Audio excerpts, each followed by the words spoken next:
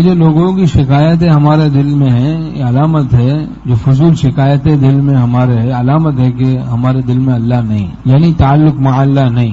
ایک صحابہ ہے، اس کی شکایت اس کی شکایت، بھئی فلاں کیا کر رہے ہیں، فلاں لوگ کیا کر رہے ہیں، علماء کی شکایت، اہل اللہ کی شکایت، یہ کیا کر رہے ہیں وہ کیا کر رہے ہیں۔ ارے بھائی ان سب باتوں کو چھوڑو، جو بھی اچھا کام کر رہا ہے میں نے ان سے کہا کہ آپ ان کی حوصلہ افزائی کر رہے ہیں، حوصلہ شکنی نہ کریں، جو جتنا اچھا کام کر رہا ہے کم سے کم اس کی تو حوصلہ افزائی کریں۔ ہاں باقی اس میں اگر کوئی کمی ہے تو اس کمی کی طرف توجہ دلانے کے لیے نہایت حکمت اور نرمی اور محبت کے انداز کو اختیار کریں اور ان کو اس طرف توجہ دلا دیں بھائی یہ کمی ہے۔ یہ تو نہیں ہے کہ جو کمی ہے بس اس کو جیسے مکھی خصلت اور سور خصلت نہیں بننا ہے، سارے جسم صحیح ہوتا ہے لیکن مکھی جا کر زخم پر بیٹھتی ہے، اور باغ میں کوئی پھل کھانے جاتا ہے، کوئی پھول سونگھنے جاتا ہے، کوئی سائے کے لیے جاتا ہے لیکن سور گو کھانے جاتا ہے۔ تو ہم لوگوں کو سور خصلت اور مکھی خصلت نہیں بننا ہے بلکہ انسانیت کو اختیار کرنا ہے، انسانیت کو، للہیت کو، اخلاص کو، ولایت کو اختیار کرنا ہے۔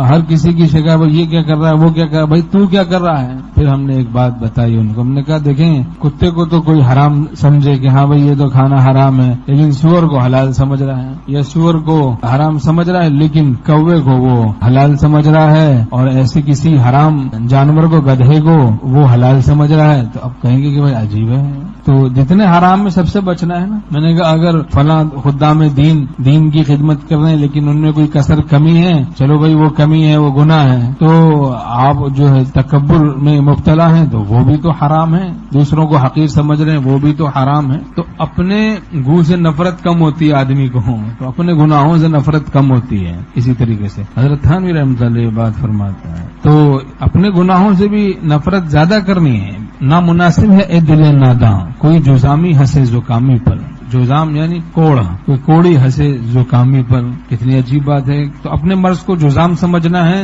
اور دوسرے کے امراض کو زکام سمجھنا ہے۔ تو اپنی اصلاح کی فکر زیادہ ہو، دوسروں کی اصلاح سے زیادہ اپنی اصلاح کی فکر ہو، اور سب کے بارے میں دل کو صاف رکھیں، دعا گو رہنا چاہیے تمام امت مسلمہ کے لیے، مختلف دین کے شعبے والوں کے لیے جو اپنے اپنے مختلف شعبے ہیں، جو کام میں مصروف ہیں، کسی کی برائی نہ رکھے دل میں ورنہ اصلاح نہیں ہوگی۔ ان سے محبت کا تقاضا ہے کہ ان کے لیے دعا گو رہے۔ لوگوں کی جو شکایتیں ہم دل میں لیے پھرتے ہیں عجب کبر کی وجہ سے، اس کا سبب کبر ہوتا ہے، عجب ہوتا ہے۔ تواضع آ جائے تو سب سے برے ہم اپنے آپ کو لگیں گے۔ تو مخلوق کے عیوب پہ نظر نہ رکھیں بلکہ اپنے عیوب پہ نظر ہو۔